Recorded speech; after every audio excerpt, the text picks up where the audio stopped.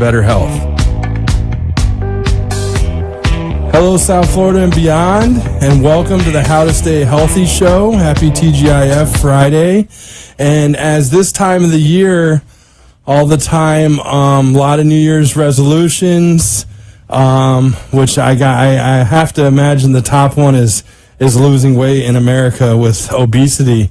But that's why I definitely wanted to have on the show a general and bariatric surgeon. Well, I believe he does more bariatric surgery nowadays. He's busy with that. Dr. Fernando Bayron. Dr. Bayron, welcome to the program. Hello, David. How are you? Thank you. It's great to be here again.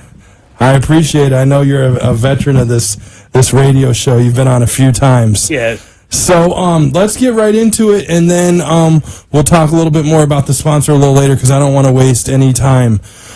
So one of the things that I've come across in my journalism the last few years is the term body mass index and the acronym BMI. What actually is that term? What does it mean? So, David, the BMI is a term, it stands for Body Mass Index, and it's a measurement we do of people that take into account their height and their weight, because that is the only way to compare people. I mean, if you take, say, Shaquille O'Neal, he may be 280 pounds, but he's so tall that his BMI is really very low. I suppose that if you were 5 foot and 280, you would be severely obese. So you cannot measure obesity in terms of weight only. You need to account for the height, and that's called the BMI, Body Mass Index. The Body Mass Index, and that's a good point. And it's amazing with Shaquille O'Neal, just seeing him nowadays in the commercials. I can't believe that he's able to stay in shape, because it's really an anomaly. I mean, you've seen it firsthand. Most of America is out of shape, and once you're out of shape, sometimes diets don't work. Sometimes working out, as much as you do it, don't work. A lot of it, and we're going to get into it, has to do with not only genetics, but the way we eat, what we're putting in our body, and that's where you come in. So I know that you specialize in different types of bariatric surgery, but one of the things you're an expert in nowadays is the revision for bariatric surgeries. Maybe someone had a surgery years ago, and for whatever reason it's not producing the results, or maybe needs to be redone. So tell us a little bit about revision bariatric surgery, because I'm just hearing about this. This is new to me. Well, it's getting more popular now, but it's something that we've been doing for some years. And we know as a fact that bariatric surgery is the best way to lose weight when you are severely overweight or obese. But obesity is a disease that is genetic, is prevalent, you have it on you. And we always tell our patients that with the surgery, we only control the obesity. We don't cure. Obesity is never cured. So as the years go by, and you may go back. Oh, you're good. We're just messing with the microphones. as the years go by, and you may go back to your old habits in some cases, or just because the disease takes over, your genetics don't help you lose weight, you may regain the weight. And it's very common for us to see people that had surgery 6, 7, 10 years ago and did wonderfully, were off medications for diabetes and high blood pressure, and they slowly start increasing weight. And it becomes a problem when the morbidities starts to appear again. When the patient was diabetic, he got cured by the surgery, he gained weight, and it comes back. But we have surgeries to address that. There is a solution for that. It's like a touch-up. A touch-up, yeah.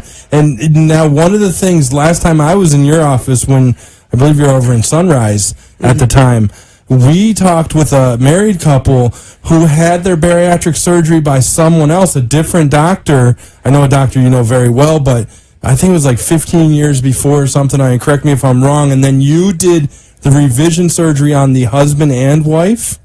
Yes, that is a very nice and interesting couple. Yes, I met them several years ago. in follow-up after their bariatric surgeon retired. I followed them for some years, and they had fantastic results the first time around.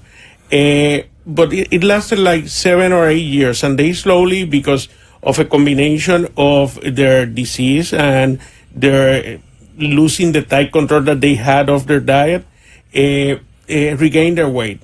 When a situation like that happened, we have to revisit all the aspects, because I mean, I'm telling you that I can do surgery again for them, but it's not the only thing. It's not a magic fix, just like the first time. So on those patients, we start by sending them to the dietitian, re-educating them on the things that they need to do to keep healthy, having long and profound conversations about their personal situation, what's happening in their life that is making them change, and go to the psychologist. And when we feel that they're ready and they're complying with everything, we offer them surgery. And if they follow through, they do fantastic. This couple you are talking about, I just saw them 2 weeks ago, and they're doing awesome. Their diabetes, both of them had diabetes. It went away.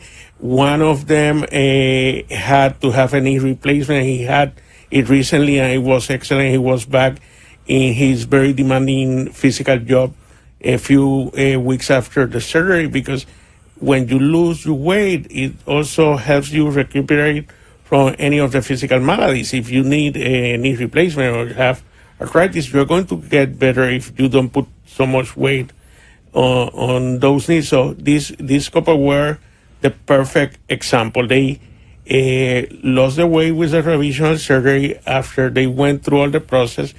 And the thing is that you talk to them now about their diet and their physical activity, and they're exemplary. They're eating very healthy. They are doing exercise together every afternoon, and they're doing very good.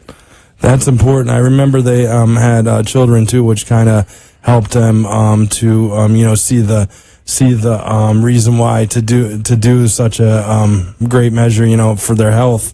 And now, another thing that we should mention is, when people need certain surgeries and they're overweight, sometimes it's a prerequisite for people to lose weight to have certain surgeries. So bariatric surgery can also help with that, because I know just in talking to people, sometimes people, they weigh too much and they can't have the surgery that they need. Yeah, so, for many reasons. One of our main referral sources is, as I mentioned before, orthopedic surgeons. Mm-hmm. Why? Because if you do a knee replacement or anything in the lower extremities on a patient that is severely overweight, they won't get better. Those knees cannot handle that weight for long, and the knees will be hurting soon again. So every day, more often than before, they're sending the patients pre-op. In fact, the case I know Monday is a case like that. Somebody that needs a bilateral knee replacement, and she's having the bariatric surgery as preparation for the knee replacement. Well, beforehand. Yeah. So another thing that is very commonly accepted now by surgeons, we operate a lot on the ventral hernias. Mm-hmm. The problem with the ventral hernias is that when you do a ventral hernia in somebody that is severely obese, the chance of that hernia coming back is like 50%. Oh, no. Because the weight of the abdominal wall weights on the repair and breaks it. So now it's kind of an accepted practice, or the standard of practice, to have the patients that are morbidly obese get weight loss surgery, allow them to lose significant weight, and then do the hernia surgery.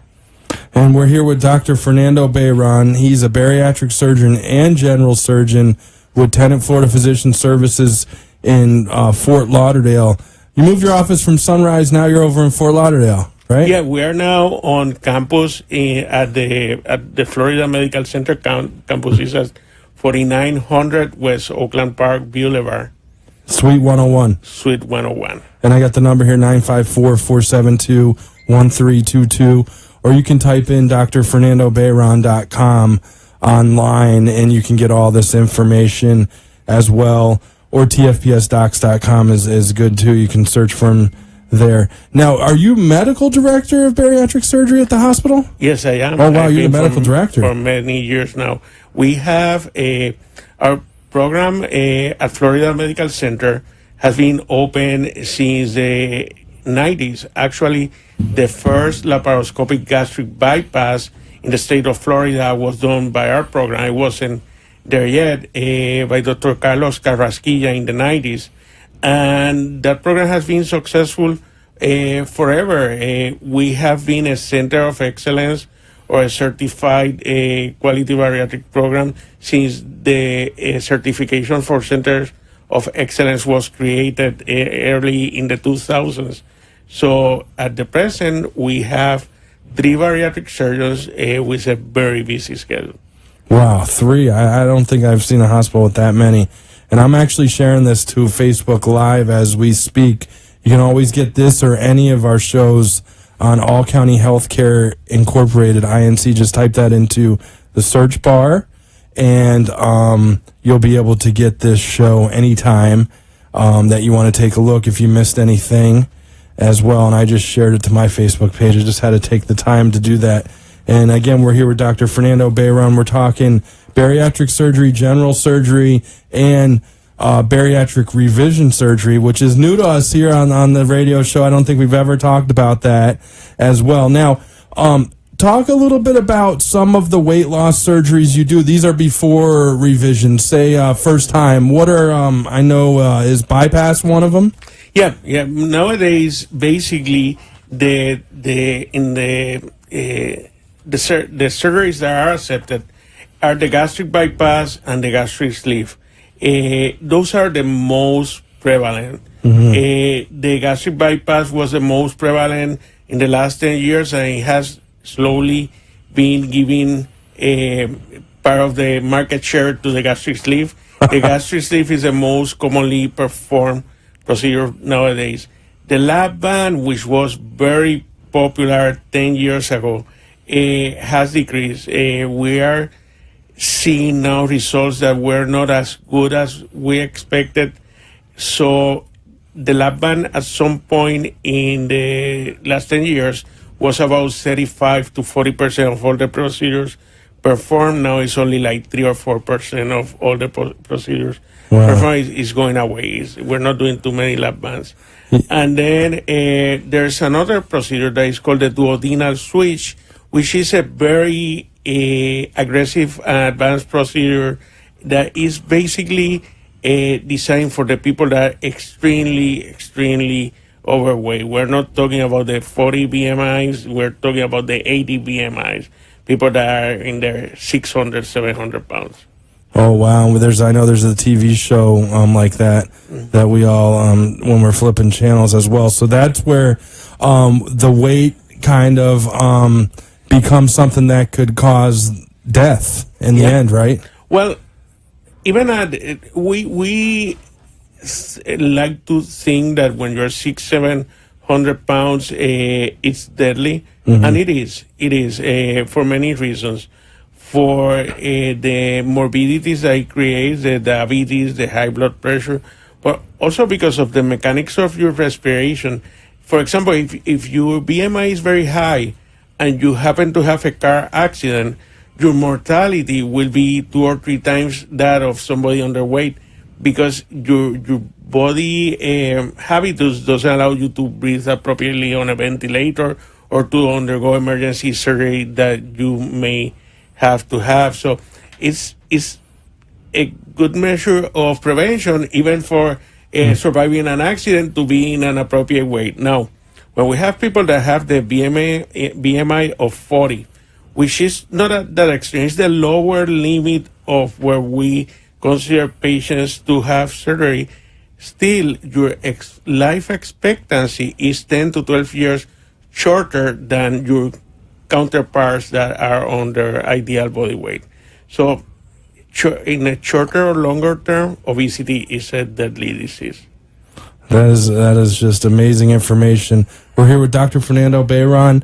Hold that thought, Dr. Bayron. I'm going to take a quick break, and on the other side, talk a little bit more about bariatric and general surgery on the How to Stay Healthy show.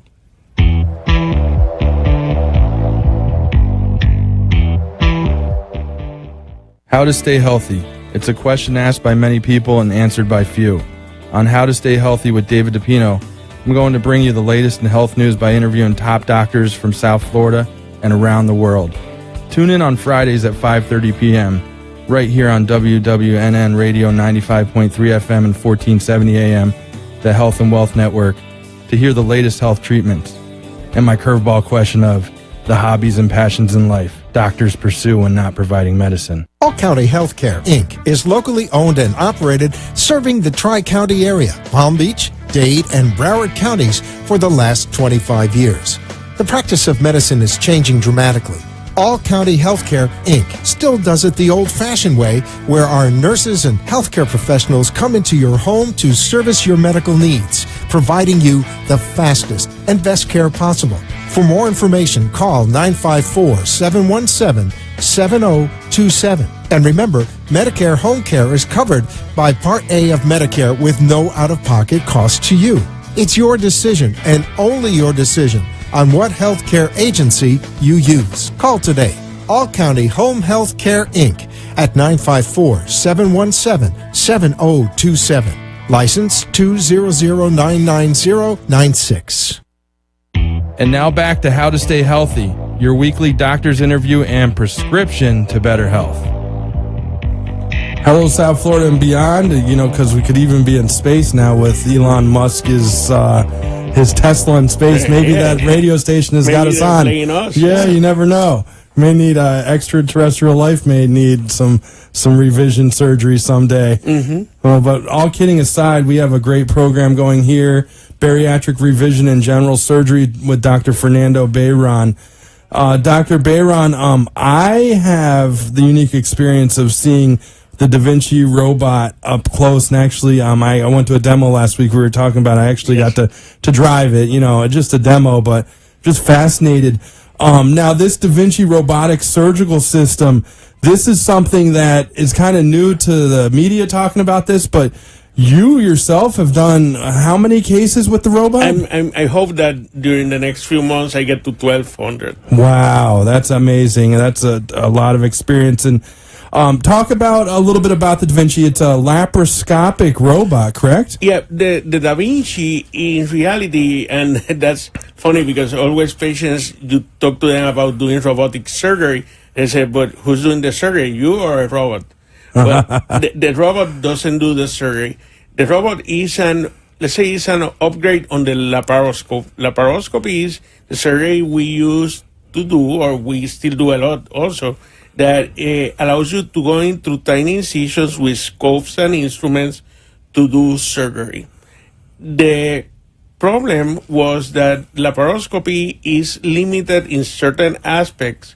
The instruments are long and they're like chopsticks. They're straight. So if you have to get complicated angles in certain surgeries, well, the laparoscopy is tougher. Now, when somebody came up with the Da Vinci idea, since it's a computer interface between the hand of the surgeon and the instrument, it allows for those instruments to take all kind of rotations. They can go up, down. So they actually angulate in sharper angles and preciser angles than the human hand. So you're enhancing on the human hand.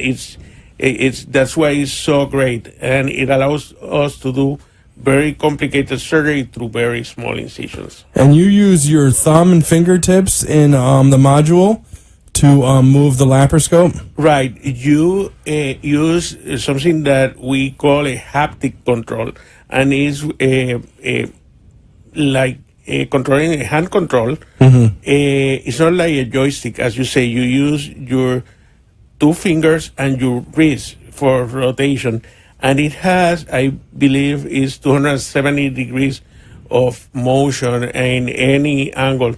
So it allows basically to mimic the movement of your hand inside of the patient abdomen, which is something that you cannot do with laparoscopy.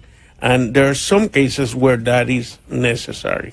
And I can attest to this, listeners and viewers. I've actually attended a surgery that the Da Vinci was used. And like I said, I got to test drive it last week at Good Samaritan Medical Center in West Palm Beach. Now, Florida Medical Center, where you're the medical director of bariatric surgery, has the Da Vinci robot, but they also have another one. They have 2 Da Vinci robots, right? That's amazing. We are such a busy robotic program that we had a problem of having a robot available for surgeons that wanted to come in and do the cases because we were doing so many cases. So, of course, with the support of the administration and Tenet Corporate, we were able to get a second robot. Being this the newest technology, it's called the XI technology. So we don't only have the 2 robots, we have the very new, the latest technology available in robotic surgery. Now, what other kind of surgeries are you using the Da Vinci for? Obviously, you're using it for bariatric revision surgery. Do you use it for the gastric bypass and gastric sleeve as well? Yeah, we do it for all kind of bariatric surgery, gastric bypass, gastric sleeve. It is, for me now, I wouldn't do a revision if I don't have the XI. It's because the definition of what you see, I see better with the XI through the scope in the XI than with my own eyes. It enhances your vision. So for revision and bariatric surgery is great. And then with the other cases we do in general surgery, gallbladders, inguinal hernias, those are the simplest cases we do. And we do a lot of advanced, complicated ventral hernias. Hernias is a topic you can have. Not all hernias are created equal. There are very simple 20-minute outpatient procedures, but sometimes we deal with very complicated 2-3 hour major hernias, people that basically have lost the ability of the abdominal wall to hold the contents inside. And those cases by laparoscopy are almost undoable. But with the Da Vinci, we can do them. That's amazing news. And I know by the time we're all adults, we've heard someone have a hernia or maybe even seen one. But actually, from a doctor's standpoint, what actually is a hernia? Is it a piece of the abdominal wall that kind of comes loose and pokes towards the skin? A hernia, by definition, is a hole in the abdominal wall. Oh, it's a hole. Okay. Yeah, the abdominal wall, the skin and fat don't hold the contents of the abdomen inside. There's the muscle, and the muscle is covered by a very thick fibrous layer that is called the fascia. And the fascia has a defect, and that's what creates a hernia. In the inguinal hernias, the defect is in the groin. In the ventral hernias, the defect is in the abdomen. And they can happen congenitally. You can be born with that, or they can happen as a result of previous surgeries. When that fascia doesn't heal appropriately, then it creates a defect. Yeah, and it pops out. And some of them can be very harmful to people's health if they're not treated right. There's some that could even cause death. Is that correct? Yeah, because the problem is that when you see or feel a hernia, that you see what we commonly associate with a hernia is a bulge in the abdomen. But that bulge is not the actual hernia. That bulge is the contents of the abdomen, whether it's the fat or the bowels, actually poking out through the hole. If that bowel that comes out through the hole gets caught there and it swells, then the bowel stops receiving blood and dies. That's what we call an strangulated hernia. And that is a surgical emergency. If that goes untreated, you die of that.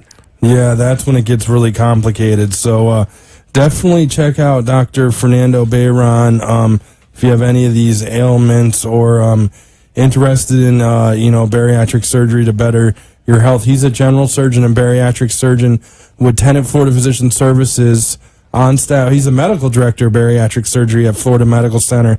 campus in North Shore and Fort Lauderdale. And of robotic surgery. And of robotic surgery, medical director of robotic surgery.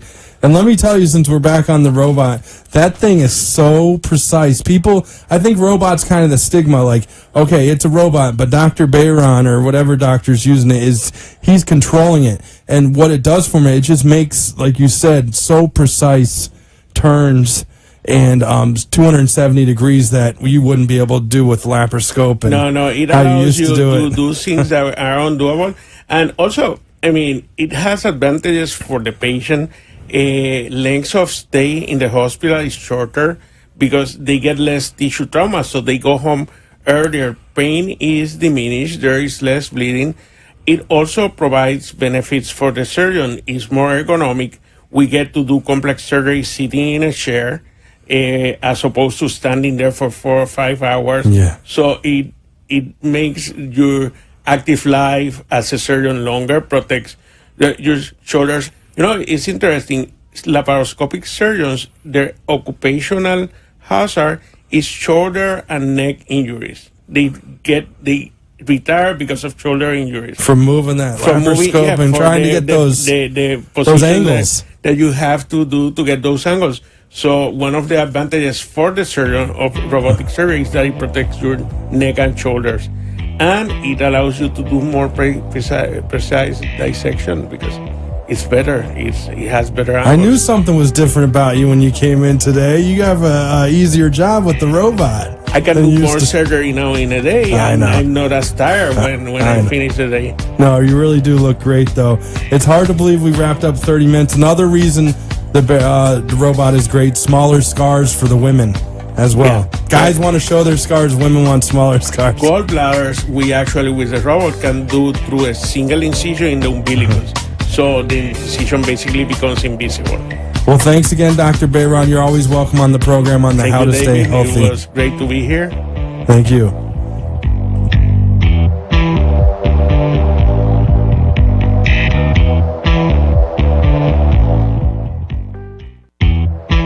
For a prescription to better health from the top doctors in the medical fields of cardiology, neurology, orthopedics, sports medicine, and primary care, join us each week on the How to Stay Healthy show.